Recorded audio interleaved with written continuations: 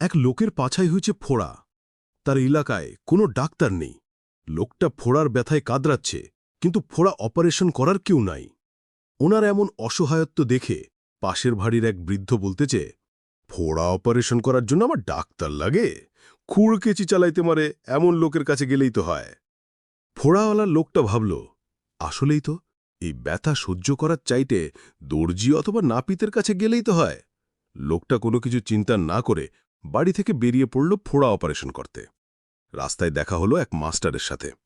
Master সবকিছু জানতে পেরে তাকে বুদ্ধি দিল, তাহলে তুমি দর্জির কাছে যাও, নাপিতের কাছে যাওয়ার দরকার নেই। ফোড়াওয়ালা মাস্টারের কথায় চিন্তায় পড়ে গেল। মাস্টার নাপিতের কাছে না পাঠিয়ে দর্জির কাছে কেন পাঠাচ্ছে? ফোড়াওয়ালা সংকুচিত না হয়ে মাস্টারকে জিজ্ঞেস করল, মাস্টারমশাই, আপনি নাপিতের কাছে না পাঠিয়ে দর্জির কাছে কেন পাঠাচ্ছেন?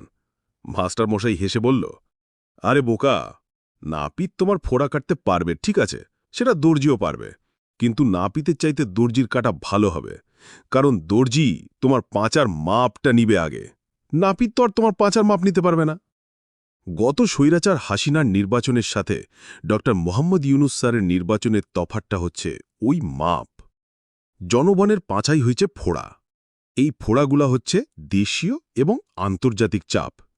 আন্তর্জাতিক চাপ যদিও দেশের ভিতর থেকেই সৃষ্ট, সেটা রাজনৈতিক আলাপ। আম পাবলিক হয়ে ওই ধরনের আলাপে না যাওয়াই ভালো। ড ইউনুস সাহেব জানত, দেশ সংস্কার করতে গেলে এই ধরনের ফোঁড়ার চাপ আসবে, কিন্তু ড ইউনুস ক্ষমতায় ঢোকার আগে তার এক্সিট রাস্তাটা ঠিক করে রেখেছেন।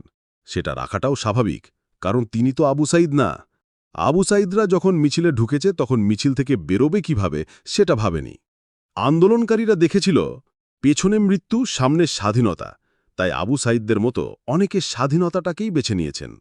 ড ইউনুস দেখেছেন সামনে মৃত্যু, পেছনে মুক্তি, তিনি সেটাই বেছে নিয়েছেন। তবে এখানে কথা থাকে, ড ইউনুস স্যার এই মুক্তির রাস্তা আরও আগেই বেছে নিতে পারতেন, কিন্তু তিনি এত দেরি করলেন কেন? এর উত্তর হচ্ছে, ইউনুস সাহেবেরও হয়েছে এক ফোড়া, আর তা হল ইমেজ। জনগণ অনেক আশা করেছিল ইউনুস সাহেব হয়তো তাদের মুক্তির আবু সাইদ হয়ে বুক পেতে দাঁড়াবেন। বাংলাদেশের মানুষের কাছে হাসিনা বিষ ফোড়া হয়ে ওঠার পেছনে মূল কারণ ছিল আমলাতন্ত্র, ঘুষ, দুর্নীতি, পেশি শক্তির রাজনীতি।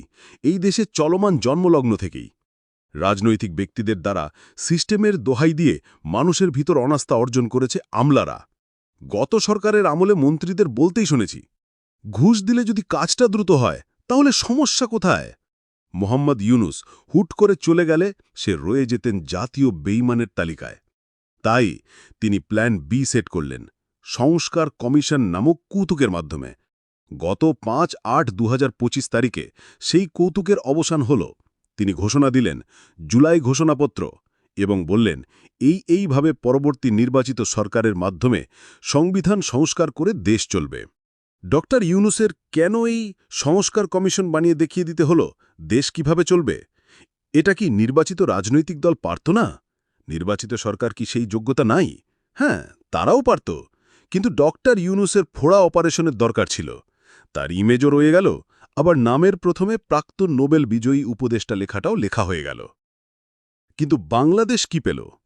রাজনীতিক ভাষায় বলতে গেলে বাংলাদেশ কি পেল সেটা এই মুহূর্তে বলা সম্ভব না, কারণ রাজনীতিতে শেষ বলে কোনো কথা নেই। তবে বাংলাদেশ ড ইউনুসের কাছে কি চেয়েছিল সেটা নিয়ে আলোচনা হতে পারে।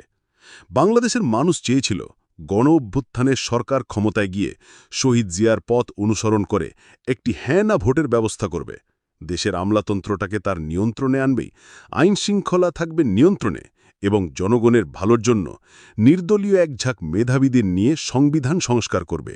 কেউ 4% ভোট পেয়ে যাতে সরকার গঠন না করতে পারে। 10% লোক তো দরের সুবিধা পেয়ে থাকে, তাই যে কোনো রাজনৈতিক দলের গাকে এমনিতেই 10% লোক ভোট দিতে প্রস্তুত থাকে। সেই 10% ভোটে কখনো কেউ নির্বাচিত না হতে পারে তা বন্ধ করবে। বাংলাদেশ ইসলামিক রাষ্ট্র হলেও হিন্দুরা যেভাবে বুক ফুলিয়া বলতে পারে আমাদের ধর্মমতে গরু খাওয়া জায়েজ না, মুসলিমরা কিন্তু ওমন বুক ফুলিয়ে বলতে পারে না যে এই কাজটা করা আমার জন্য ধর্মীয় নিষেধ আছে। এই দেশে মুসলিমরা তার ধর্মীয় পরিচয় দিতে লজ্জাবোধ করে, এটা অত্যন্ত কঠিন সত্য।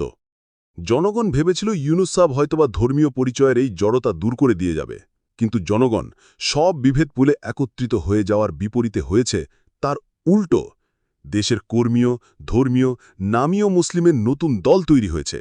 রাজাকারের তকমালা মানুষের তর্ক আগে কম হলেও ক্রমেই তা বৃদ্ধি পাচ্ছে। মানুষ স্বৈরাচারের আমলে মনে করত ক্ষমতার দাসত্ব করলে অন্তত বেঁচে থাকব, কিন্তু এখন কতক্ষণ বাঁচব তার নিশ্চয়তা নেই। তবে বাঙালি ঘুরে দাঁড়ায়, বারবার দাঁড়ায়, আবারও দাঁড়াবে। আল্লাহ হাফেজ।